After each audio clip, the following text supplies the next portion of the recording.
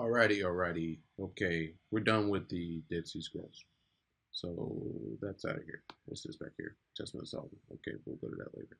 All right, um, now let's go to. A lot of people might be unfamiliar with this or didn't even know this existed, but this is the uh, King James 1537 Matthew Bible, and I, there's actually another couple that predate this one. I don't have access to those. I have access to this one. So um, I already have the links up, so I don't have to go through all this. But as you can see, I'll give you the link to this if you don't already have it. I sent it out a while ago. Some people probably been spreading it or something like that. But where we at? Where we at? Isaiah. So as you can see, this is a actual copy here, just a digital copy, not a PDF, but actually a virtual copy. So as you can see, turn the page there, and you're in the book, right? So since it's particularly difficult to see, I've already made some screenshots of what we're going to talk about. This is going to be particularly short segment of video here, but as you can see here, we are already in the book of Isaiah here, and scroll down.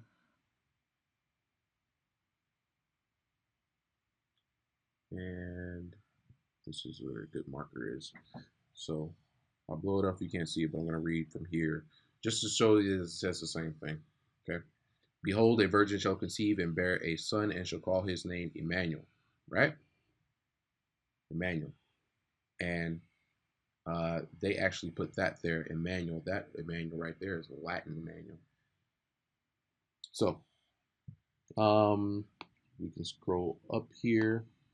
Can I go over? Oh, they don't want me to go over. Slide it over. Okay. So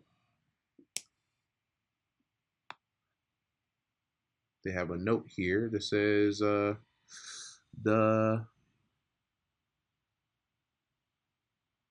because that's deliverance of the land by Emmanuel, right? From offense at which may shall from you. I can't even barely read that old English letters. So as we can see there, that's just to show you that well, let's see if this is still talking about Christ, because some people said it was not. It says, and they got a little footnote here. It says, that's God with us. Okay. All right.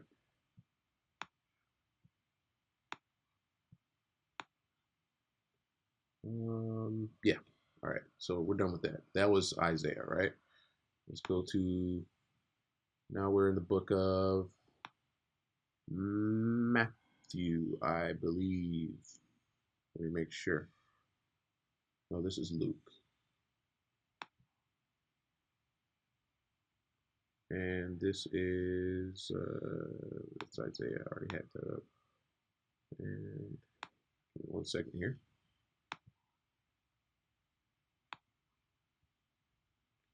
Okay. So let's close that up. I'm gonna have to get it again. All right. So I'm gonna close that. Wait. Which one I got here? Okay. I'm gonna close that one. Close that one. And this is the book of Matthew here. Right. So let's see what it says. So this would be Matthew 1 and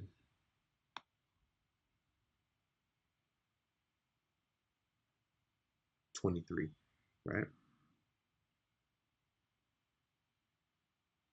Because somebody said that The King James 1537 version has Yeshaya in there. And, I I've never seen that. I've never seen that at all. So it says, "She shall bring forth a son, and shall call his name Jesus." That's 21 right there. So Jesus is still in the 1537, right? And it says, "For he shall save his people from their sins." And we know that according to the previous videos that we put out, that should be Emmanuel there, right? Um, and it says, "All this was done to fulfill by which was spoken of the Lord by the prophet, saying, Behold, um, uh, a maid shall be with child, and shall bring forth a son, and shall call his name Emmanuel." And then they put slash, which being interpreted, God with us there. Now, over here in the corner, you can see that they have a note there because they have an asterisk by Emmanuel right there, right? Um, and it says, now this is kind of hard to see, so I'm going to try to make this out as best as I can. I'm not going to sit there and try to, make up my own words or anything. I'm going to tell you what I can't read. So this top says, it says, it's an asterisk, and it says, Christ is called Emmanuel, right? Christ is called Emmanuel. So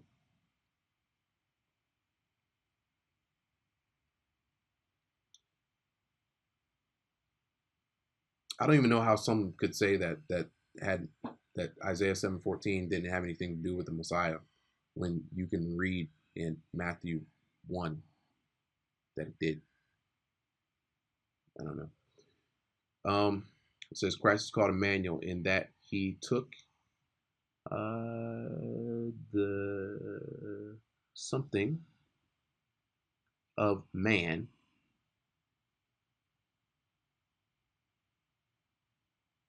So I guess that says took the form of man, but you remember he wasn't. You know what I'm saying? He didn't come as an angel or wasn't a virgin birth. It says that he took the form of man. Okay, and something can't read that there. Him something to us, right? And became says brother, our brother, right?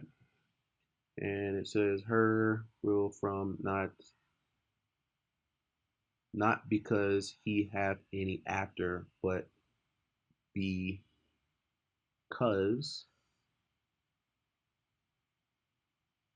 that he had none before. Okay, so it says something about he had no brothers before, something like that. I don't know. I'll go read that in depth later, or you can just try to read it in depth once you get the link. Because um, the main portion of this is that I was showing that he is called Emmanuel, right? Right, and then they try to put a note there to try to justify something else, and we already read before that the Masoretes tried to justify the giving of a new name because they were trying to say that the birth was of a virgin birth, meaning virgin as in uh, Mary did not conceive with Joseph, that she had an immaculate conception. So we pointed that out clearly before. Now, I had Luke up, but I had Luke up before, but it really says the same thing. I mean, you can see that when you look at it on your own. Luke says the same thing as the King James 1611 version. You know what I'm saying? So there's no really need to go in there. I was just wanted to show that there is no other names given in there, but there is more weight showing that the name is still Emmanuel, according to even the King James 1537 version of the Bible. Because I hear people talking about that. So I was just like, well, let me just go ahead and get it too. All right. So let's see. Was there anything else according to that? let's no,